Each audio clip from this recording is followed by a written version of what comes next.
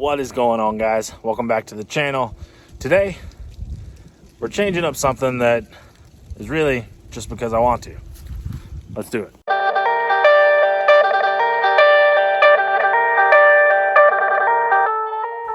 So I don't know how many of you guys were around to see when I installed this Badlands winch on the TNT front bumper. And for that matter, I don't know how many of you guys were around when I installed the TNT front bumper like 2 or 3 years ago. But both of those are coming off today. Yes, both the Badlands winch and the TNT front bumper are coming off. The winch, however, is going to go back on. I just have a new front bumper that I've been dying to put on the Jeep. This TNT Guardian frame chop bumper has been great for me. Really, I've got no complaints. It's been super strong and held up to everything that I've thrown at it, and even went pretty well with this additional bar that I added just to kind of clean up the look. TNT makes a lot of really great products. I'm just ready for something a little bit different. And when I say a little bit different, I really mean just a little bit different.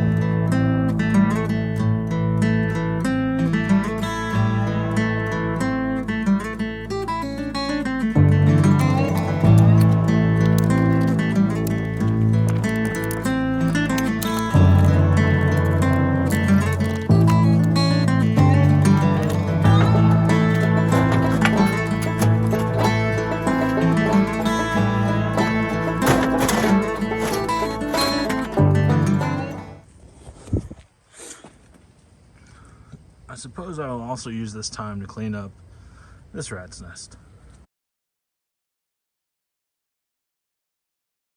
So, it's been a couple weeks. Over the last few weeks, I've actually been driving around kind of like an ugly duckling with no front bumper, no winch, nothing up front. And the reason for that is because I have just simply been waiting. Like most everyone else, if you have ordered any parts, they're taking a little bit longer. I can say VKS did a great job of getting this bumper out like within 2-3 weeks. So I can't really complain about that at all. But it's finally here. So yeah, I already kind of mentioned it. We got a VKS Felon frame chop front bumper. Let me show you. So here it is. Very sweet and simple. It's actually very similar to my last bumper, where it was basically as deep of a frame chop as you can get, very squared off. This one does, however, have the hoop actually integrated into the bumper, whereas I had added my own hoop to mine, and it's much lower, looks nice and clean. It also has this little angle here on the front, and I just think that looks really sweet. So this is going on the Jeep.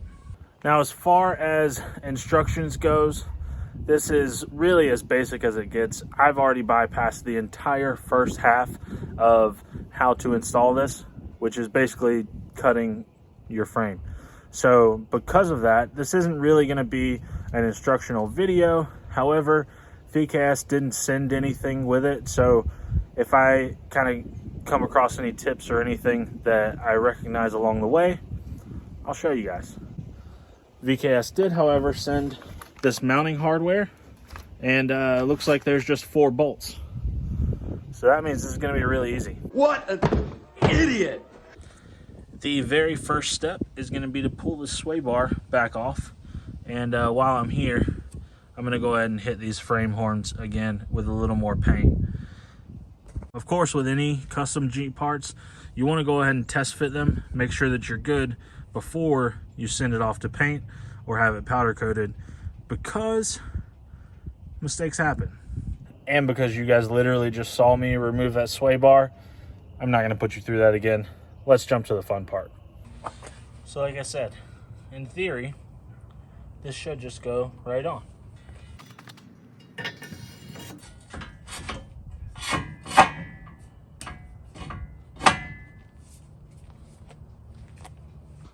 All right, so first look, it appears that everything is going to line up just fine. I'm assuming that we're supposed to line up back here, so I probably need to go ahead and push it back a little bit. One thing that will tell me for sure is going to be if these holes for the sway bar line up, and you can see they don't exactly line up right away. So that would tell me that the bumper needs to go back just a little bit more. Normally at this point I would take a rubber mallet to it and just kind of see if I can push it back any further. I'm not exactly sure where it's snagging, so I'm going to pull it off and take a look, but I kind of have a feeling that because the TNT bumper was cut on an angle here, I got a feeling it's hitting the frame up here, which means we got to go back and trim the frame some more. So if you're looking here as I push it on, yeah, we're definitely hitting the frame in this top corner. All right, so I pulled the bumper back off so I can show you more what I'm talking about. For the TNT frame chop, I had to cut these frame horns at a slight angle, and this top corner here, I believe, is actually what's holding up the bumper from sliding back further. So I'm probably just gonna go ahead and square that off.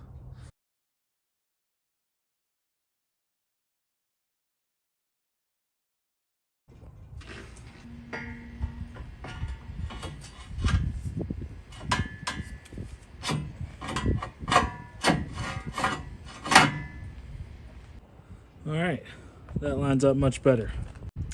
Now, one of the things that I'm very thankful for with the TNT bumper is it bolted in from the side. And you can actually see this piece and down here are covering where that TNT bumper bolted in. This one, however, is gonna bolt in through the top. So at least I'm not gonna have a whole bunch of bolt holes going through the top of this thing. No more Swiss cheese. So this is the fitment that we're going for. Now I'm gonna go ahead and mark for our new bolt holes by centering up these rearmost bolts with that factory hole that's already there. And while I'm at it, I'm actually gonna go ahead and bolt it in from the bottom down here with these sway bar bolts so that I know that it's not gonna move while I'm drilling these holes. Something that I am noticing that's gonna be a problem actually is this frontmost bolt here. I'm not gonna be able to use that hole on the bottom of the bumper because of that previous frame chop. I think actually the only option that I would have to reuse this bolt would be if I cut off more of the frame and push the bumper back. But then I'm gonna run into issues here getting these to line up with the sway bar. They are slotted, but I don't know, I mean, all the slots are equal, so I wouldn't be able to push that back far enough and keep that in the slot. So there is room here around the body mount to actually push the bumper back a little bit. Problem is, like I said before, if I do that, then I'm gonna get unaligned here as well as that one there. This is what happens whenever you take something that worked perfectly fine before and try to change it. I'm gonna go ahead and mark for my holes to drill, and I guess we'll see if we can't make this work.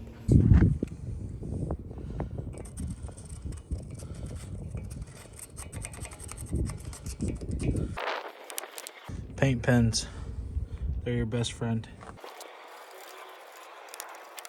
So for the underside, I went ahead and just put in the 2 bolts here for the sway bar, and I'm just gonna do the same thing here with the paint pen. And like I said, for the front, we're just gonna kind of have to figure this one out as we go, I guess. So like I said earlier, So like I said earlier, the bumper comes with 4 of these big boys. I'm not exactly sure what size this is, but we're gonna work our way up with some drill bits until we figure it out. Starting with these 2 rearmost factory bolt holes. Those are going to be wallowed out first so that we can go ahead and start aligning it at the front. It may be worth your time to go ahead and pull the grill off so that you can access this without damaging the grill. As you can see, my grill has seen better days, and I'm just going to be lazy and leave it on there.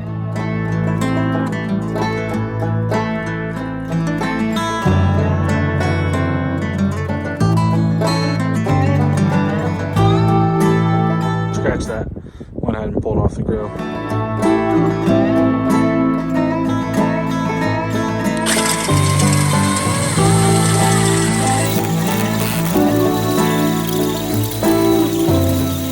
I have 2 identical drills and 4 batteries, and apparently none of them are charged up. What an idiot!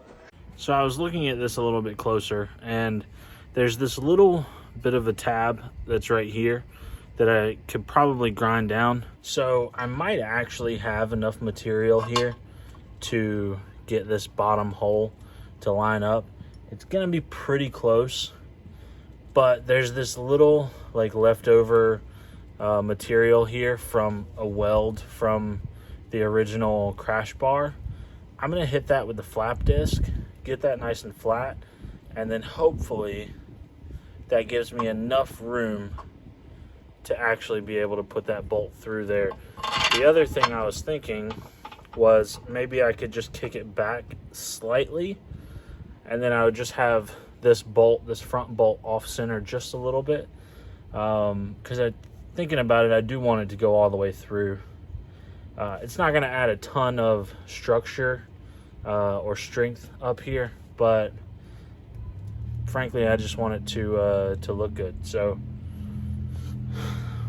we're gonna see what we can come up with here. I am gonna hit this little ledge, I don't know if you can see it, with the flap disc so that I can make that nice and smooth, and hopefully that will give me what I'm looking for. And while I wait for everything to recharge, I'm gonna go ahead and start working on paint. What am I gonna use to paint it?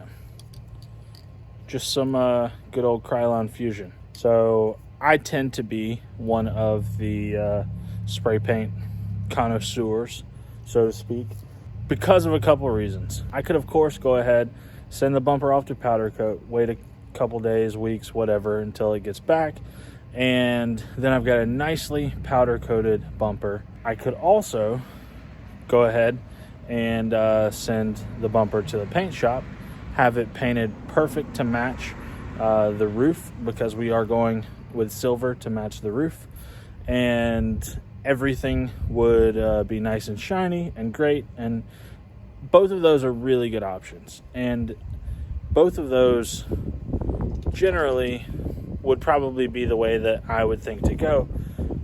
However, on a front bumper, 9 times out of 10, I'm just always going to go with the quick and easy spray paint. Why do I do spray paint? Because I'm going to put it in the rocks. It's just that simple. It's not uncommon for me to just spray paint these kinds of components, because I want to be able to quickly and easily just slap some more paint on it and make it look pretty anytime I decide I want it to look pretty again. Taking it off and sending it back to the powder coater, it's just not on my radar.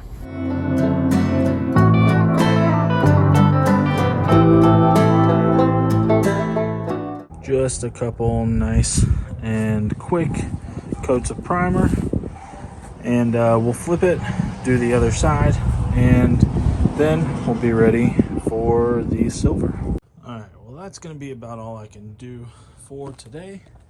Got a few coats of nice silver metallic spray paint on here.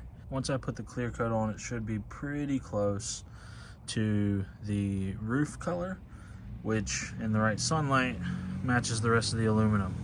This is about all I can do for today. I am going to clean up out here a little bit. I'm going to clean up out here a little bit, and we will start again in the morning, which will be in like a second for you guys. And just like that, it's the next day. Spent a little bit of time this morning taping this off. I've actually decided that the silver paint is going to be just on the outside, and then the inside of this where the winch goes, I'm going to do it all black. So let me show you what I did. So I've already laid the silver, and as you can see, I had painted the inside black, but now I'm going to go back and just repaint everything. If I do this the right way, if everything turns out how it should, then there will be a nice tape line across all of the outward facing surfaces where I have the black cutting off and we're left with the silver, as well as on the inside of all of these little notches.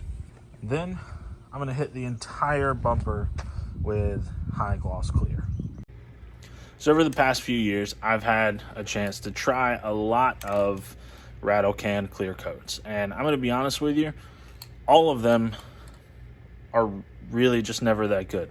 Generally, they come out very foggy, very fuzzy, and they don't do what they say they're going to do and have an extremely gloss clear.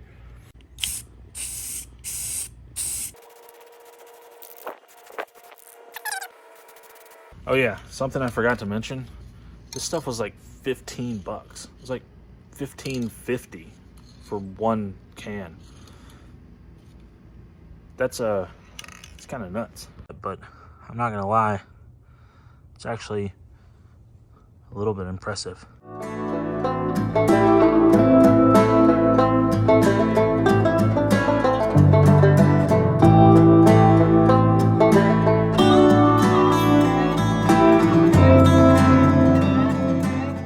So I went ahead and trimmed this side back just a little bit more because it was still making contact with the inside of the bumper there. But it's all painted up. It's all ready to go. Now, time to put that winch on the new bumper.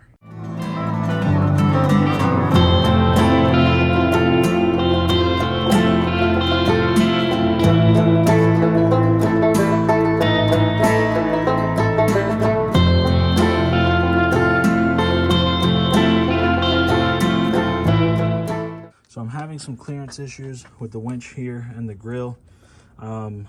As you guys can see, I've previously made slots for the handle and that box, but it looks like we might need to trim a little more.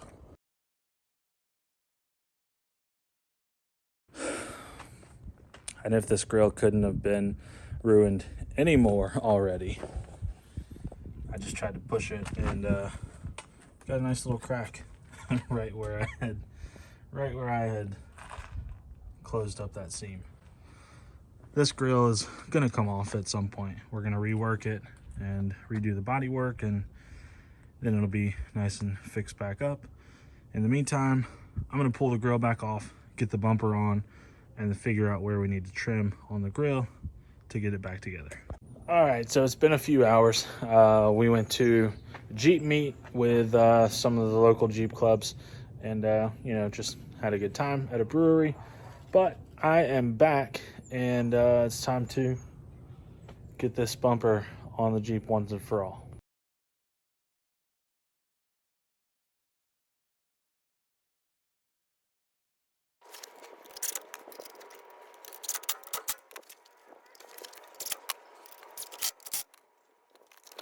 So my plan with angling this front bolt back a little bit actually worked really well. I don't know if you guys can see, but we have just a little bit of material here where this bolt is fully through.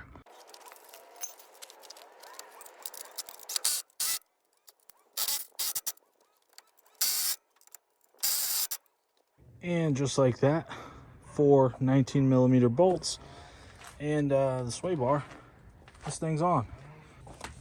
Now we get to see how bad the grill fitment is.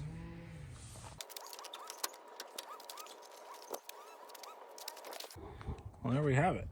I'm gonna be honest, I think it looks pretty awesome. I do need to put the fair lead on, still need to run all the wiring for the winch, but everything clears. And like I told you guys, it is not a very big change, but man, does it just look clean.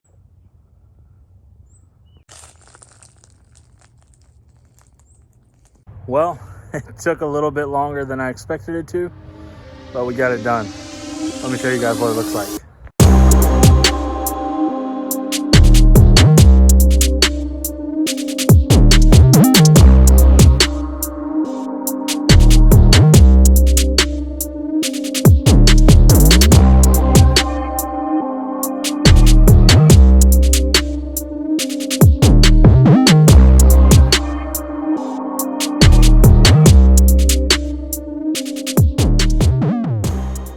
Now, I told you guys that it was going to be very, very similar to the old bumper, and I really meant it. This bumper is very similar to the old bumper, especially because I had originally added a hoop to the old TNT bumper. So why did I want to change it up? Well, really, I had no other reason except I wanted something that was a little bit cleaner and all one piece. And that's what I've done.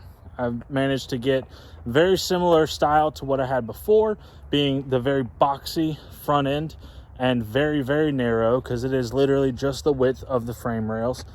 But it's all one piece. It has a lower hoop. Everything is tucked away nice and tight, and it actually fits the winch a little better than the old one did. As for my approach angle, I'm gonna say that it is almost identical to where the old one was. Now, as you guys saw, I did have to trim off more of the frame to actually fit this bumper than the old one. So probably, if I had to guess, it does sit back a little bit further than the old one. But the old one, the front of it was on an angle, whereas this one is nice and square with a little bit of an angle at the very bottom. So it's pretty close. I'm going to say it's kind of a net zero on approach angle. But from a style standpoint, I mean, I think it's pretty rad.